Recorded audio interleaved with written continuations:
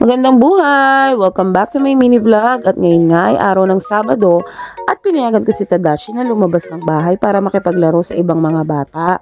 Nauunawaan naman kami ng ibang mga magulang at kakilala namin kung bakit hindi namin masyadong pinapalabas si Tadashi. Marami na rin kasing episodes ang nangyari na nagkaroon siya ng sakit nang dahil nahawa sa mga kalaro, nabangasan, nabukulan, at pinaka-worst sa lahat ay nababali si Tadashi. Prone talaga siya sa ganun. Dati hindi rin kami naniniwala sa balis, pero nung naranasan namin kay Tadashi, na nilawayan lang siya nung nakabali sa kanya, naging okay talaga siya.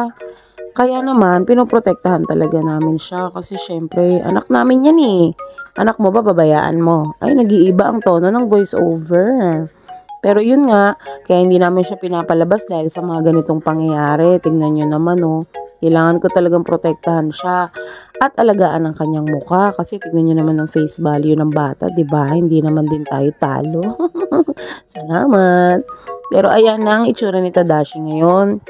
Nataba na siya. At sobrang pogi, syempre. Oo nga pala, bago ko tapusin ang vlog na to, gusto ko lang sanang sabihin sa inyo na kahit ano pang hirap ng buhay na pinagdadaanan nyo ngayon, wag na wag kayong susuko at wag kayong mawalan ng tiwala sa Panginoon at piliin nyo palagi maging masaya. Bye!